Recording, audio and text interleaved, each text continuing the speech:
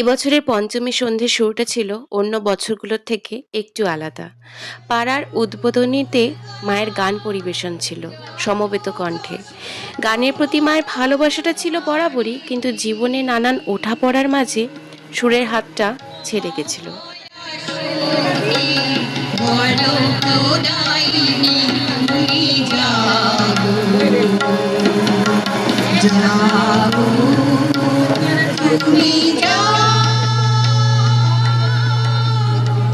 আবার নতুন করে মা একটু একটু করে সুতো বুনতে শুরু করেছে, বেশ অনেকগুলো বছর পর। সেই কারণে আজকে মাকে মঞ্চে দেখে, মায়ের চোখে সেই হারিয়ে যাওয়া আলোর ঝিলিকটা দেখে আমার মনটা খুশিতে ভরে গেল। ক্যামেরার পিছনে ছিল আমার দাদা, আর দর্শক আসনে আমার মাসি ছিল মাকে উৎসাহ দেওয়ার জন্য। আমার বাড়িতে একটু কাজ ছিল, তাই ওই মুহূর্তে উপস্থিত থাকতে পারিনি।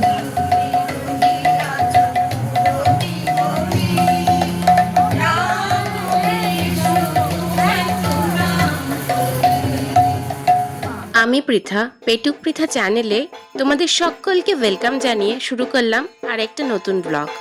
এবছর আমার ঠাকুর দেখতে বেরোনো মানে ওই একদিনই। আমার মাসুতো দাদা, তার কয়েকজন বন্ধু আর কয়েকজন ভাই বোনকে নিয়েই সেদিন শুরু করেছিলাম আমাদের পুজো পরিক্রমা।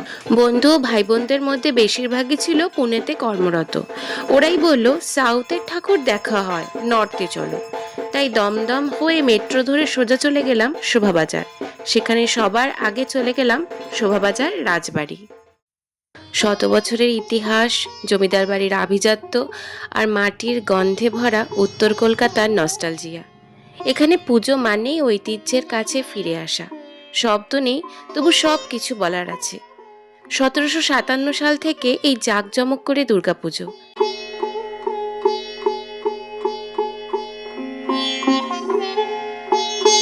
প্রত্যেক বছর সেই একই মায়ের সাজ, একই আলোকসজ্জা, তাও এই পুজোর আলাদাই আড়ম্বর। কত মানুষ রিচুয়াল হিসেবে শোভাবাজার রাজবাড়ি দর্শন করতে আসে প্রত্যেক বছর দুর্গাপুজোয়। কত মানুষের ভিড়! তোমরা খেয়াল করেছো কিনা জানি না, এখানে মায়ের বাহন সাধারণ সিংহ নয়, ঘটকমুখী সিংহ। অর্থাৎ একটি সিংহ যার মুখটা ঘোড়ার মতন। তার কারণ, যে সময় এই দুর্গাপুজোর প্রচলন হয় সেই সময় আসল সিংহ বা সাধারণ সিংহ কিরকম দেখতে তার ধ্যান ধারণা খুব একটা কারোর ছিল না।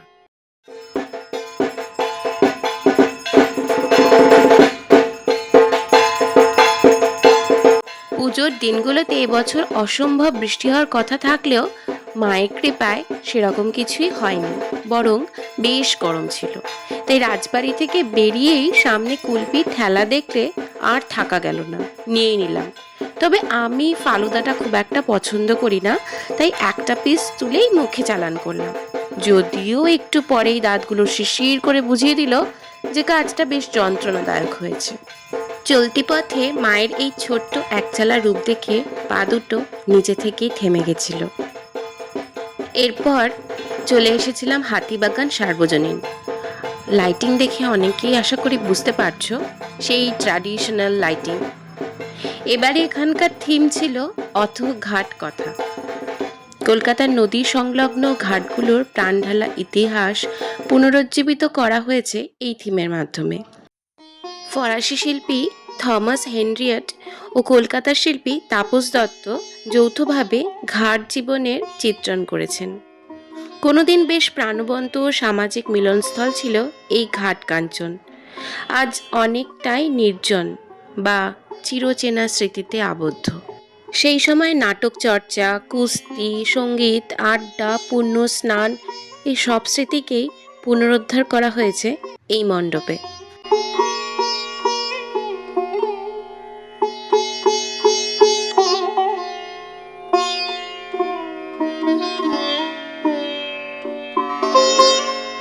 আমি নিশ্চিত যে ক্যানভাসগুলো এখানে তুলে ধরা হয়েছে, আমার মোবাইলের ক্যামেরা সেগুলোর সাথে সঠিকভাবে জাস্টিস করতে পারছে না বা সঠিক পোর্ট্রে করতে পারছে না।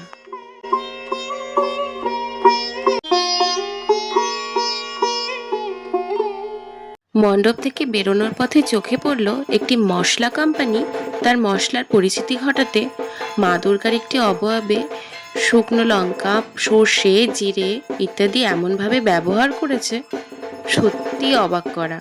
ভিডিওটা না তুলে পারলাম না। আর ঠিক উল্টো দিকেই এক বানারসওয়ালা তার পানের পসরা সাজিয়ে বসেছিল।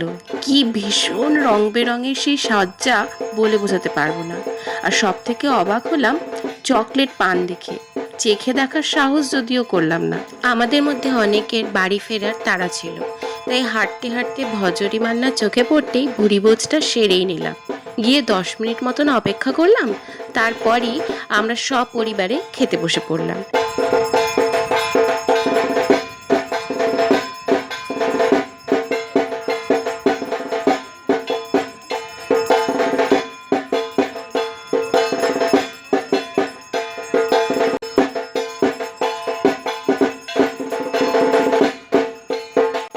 এত হাঁটা, ভিড়, আড্ডার পর পেটও তো নিজের অধিকার চায়।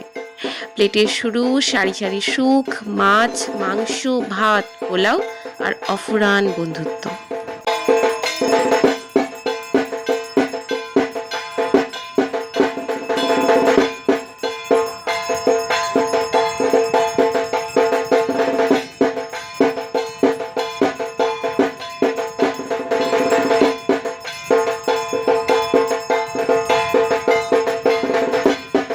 খাওয়া শেষে বেরিয়ে পড়লাম পরবর্তী গন্তব্যের দিকে।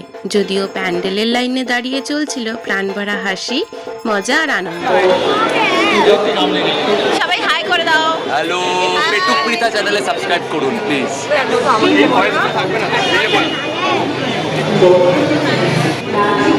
সব পুনে থেকে এসেছে। পুনে থেকে ঠাকুর দেখতে এসেছি। মালদা থেকে কলকাতা ঠাকুর দেখতে ফার্স্ট টাইম না কলকাতায়? কেমন এক্সপিরিয়েন্স হলো? ভালো না, নাটক দেখে পুরো প্ল্যানটাই এর। সাগর বাবা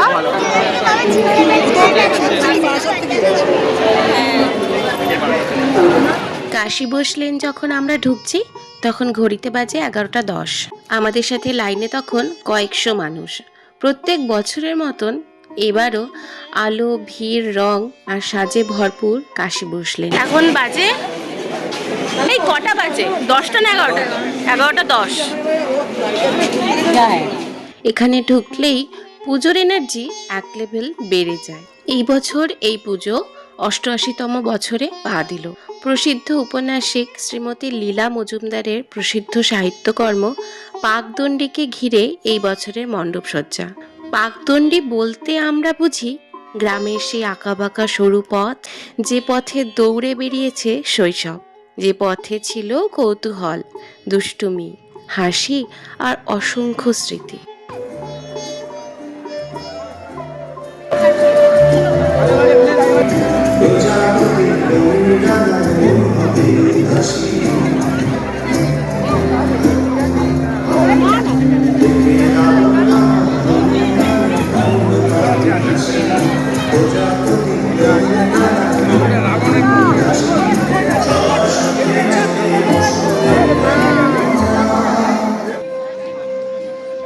লেখিকা তার লেখায় যেভাবে স্বপ্ন, স্বাধীনতা আর শিশু মনে সরলতা ফুটিয়ে তুলেছিলেন, ঠিক সেইভাবেই এই থিম সেই অনুভূতিকে নতুন করে বাঁচিয়ে তুলেছে।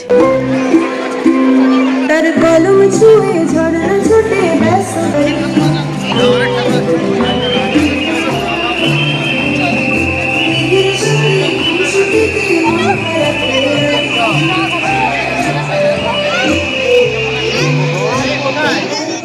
এরপর আমাদের শেষ গন্তব্য ছিল দর্জিপাড়া সার্বজনীন। দর্জিপাড়ার পুজোটা বরাবরই একটু ঘরোয়া, একটু আপন, যাকে বলে পাড়ার আবেগ। ছোট সাজ কিন্তু হৃদয়টা ভরাট।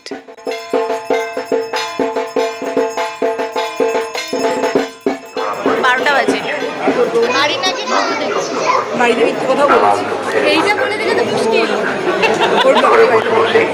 আমার মা তো ফার্স্ট বাংলা সাহিত্য ও সাংস্কৃতিক পরিচয়ের সঙ্গে গভীর সংযোগ।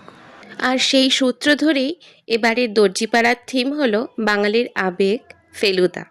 ফেলুদা সিরিজের রহস্য, গোয়েন্দা, অ্যাডভেঞ্চার, সোনার কেল্লা, জয় বাবা ফেলুনা, জটায়ু, সব কিছু যেন একসাথে চোখের সামনে। যেন মনে হচ্ছিল আমরা ফেলুদার কোনো কেসের ভিতরে চলে এসেছি। পুরোটাই ফেলুদা রাজ্য। ছোটদের জন্য আছে রোমাঞ্চ, আর বড়দের জন্য নস্টালজিয়া, সাথে আলোর খেলা, সাজসজ্জা, আর সব মিলিয়ে এক অনন্য অভিজ্ঞতা।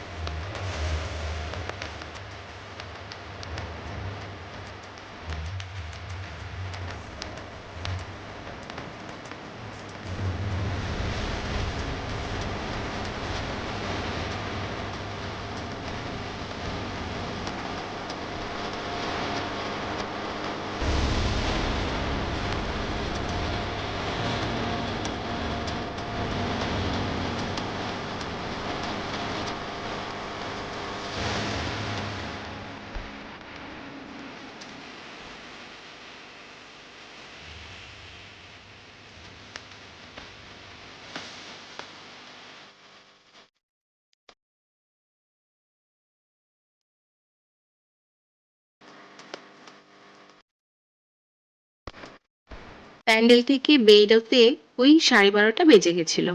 এরপর আমরা যে যার বাড়ির দিকে ফেরার প্রস্তুতি নিতে শুরু করি। এইভাবে কেটেছিল আমার পঞ্চমী 2025। মায়ের স্বপ্ন ফিরে পাওয়া থেকে শুরু করে বন্ধুদের হাসি আর শহরের উৎসবের রঙে ভিজে থাকা এক পূর্ণ দিন। মায়ের প্রতিমা দর্শন, সাজসজ্জা, থিম সবই ছিল একেবারে চোখ ধাঁধানো। তোমরা কমেন্ট করে কিন্তু জানিও এবছরের পুজোটা তোমাদের কেমন কাটলো, কোন মণ্ডপটা সব থেকে ভালো লাগলো বা কোন থিমটা সব থেকে ইন্টারেস্টিং মনে হয়েছে। আর যদি ভিডিও ভালো লাগে তাহলে লাইক, শেয়ার আর সাবস্ক্রাইব করো, আর পাশে থেকো। দেখা হচ্ছে খুব তাড়াতাড়ি নতুন গল্প নিয়ে। টাটা।